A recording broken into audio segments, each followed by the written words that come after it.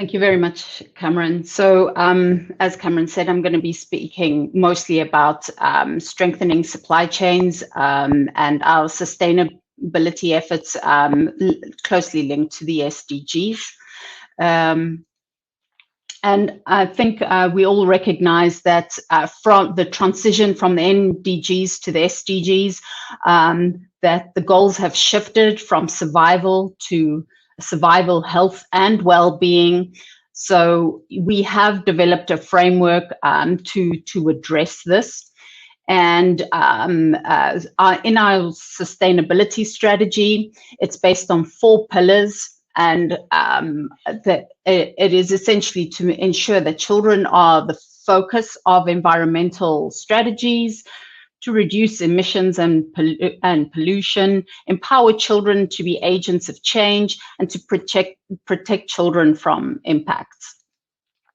But essentially, our response framework has been around 5 critical elements, and that is to strengthen climate resilience and environmental sustainability in healthcare facilities, develop a responsive primary healthcare, really to reach those underserved communities, embed environmental health in school programs, and then promote action and mobilize collective action as well, impacting a number of the SDGs.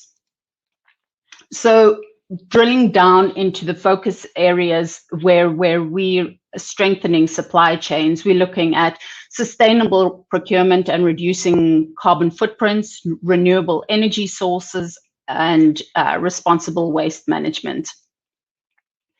So I'm not going to delve too much into this. I think you've heard quite a bit about it already from previous speakers, but we do focus on planet's profits and people. So essentially the economic angle, the social benefits, as well as the environmental.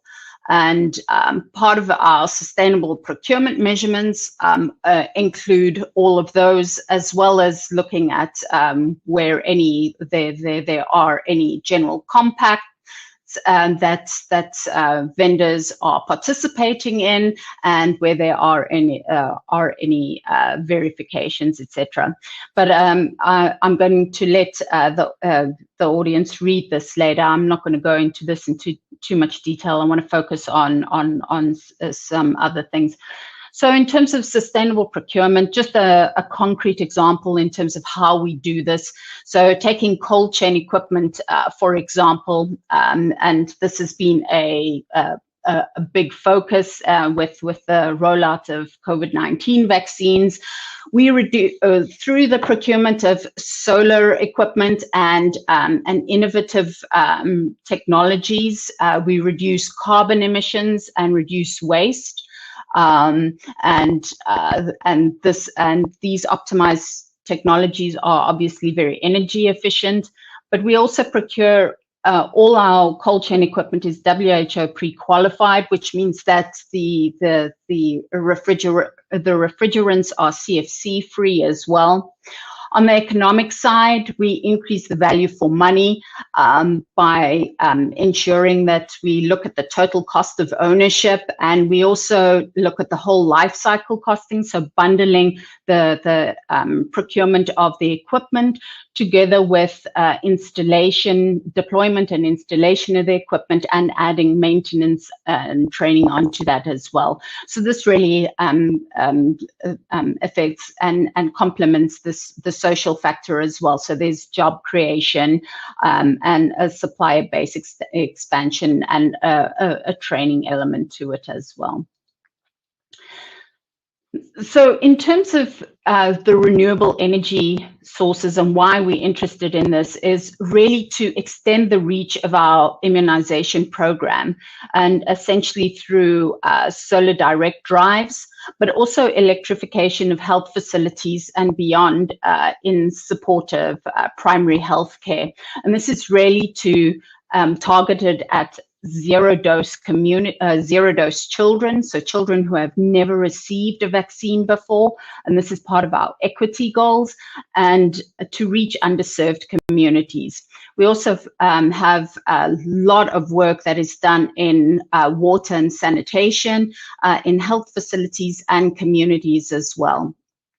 And just some work that we've done.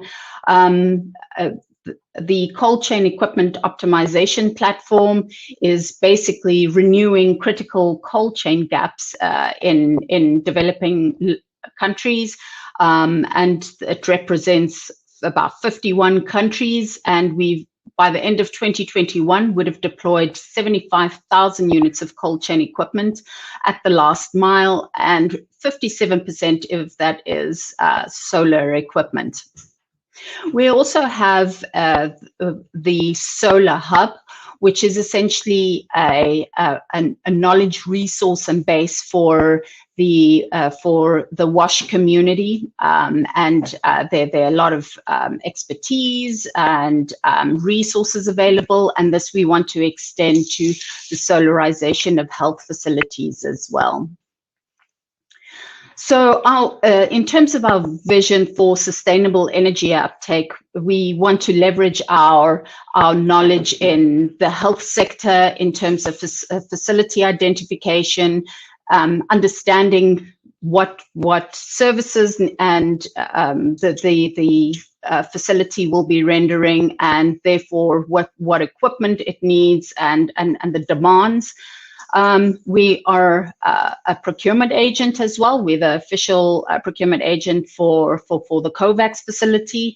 So leveraging those expertise too, but then also some of the impact assessments in terms of the benefits for children, and then also playing in the policy environment as well. So in terms of responsible waste management, we have been putting a lot of cold chain equipment and replacing obsolete equipment in country systems, and we need to make sure that this is decommissioned properly and disposed of safely. And also, so we have developed guidance, and we're supporting countries with that. The other thing that is of key focus to us, particularly with COVID-19 vaccine rollout, but also with COVID measures with increased use of personal protective equipment, is medical waste management. So there's a lot of focus, technical support and assistance that has been given in this area. So just some concrete examples, and you can look at this on our website as well. We've made schools from recycled plastic, and this has social, economic benefits, education, solar power to pump water and store vaccines, local RUTF procurement, and then also biodegradable bags and education kits. So we're really playing across all sectors. So essentially, the thing I want to speak to you today about is a think tank that we want to start, or a think and act tank.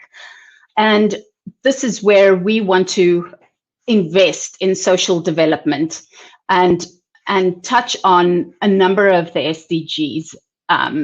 We see that social innovation increases stability, it triggers a constructive growth cycle, it attracts investment and decreases poverty, which is critical to a lot of the issues and the challenges that we are supporting governments with. So the scope of the think tank will bring together the public and private sector expertise to help define a learning agenda and generate and curate and apply state-of-the-art knowledge on developing solutions. And we're particularly focused on health facility, electrification, so solarization or other renewable energy sources, sustainable procurement and reduction of the carbon footprint, particularly of in-country supply chains, and then waste management as well. And we are developing a process where challenges meet solutions.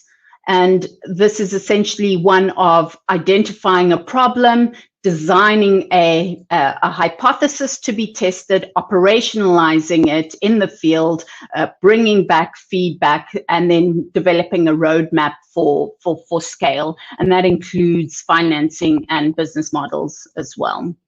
So the structure is one that brings national and global partners together, academia, as well as private sector, civil society organizations, governments, and so on. And we need to leverage all of these expertise.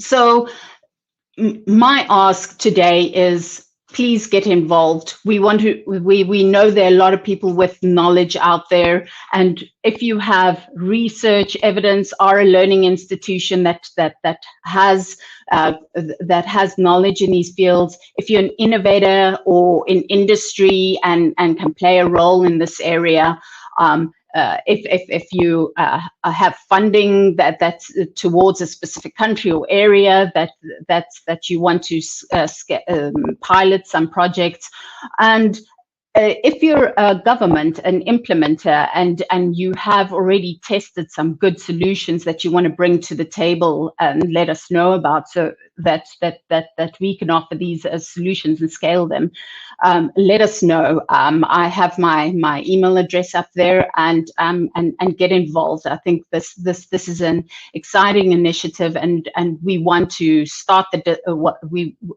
I think the discussion's already started, but we want to put it together and start bringing ideas together, particularly for the low and middle income countries.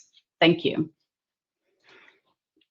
And this is just some additional resources that you can do as additional reading as well.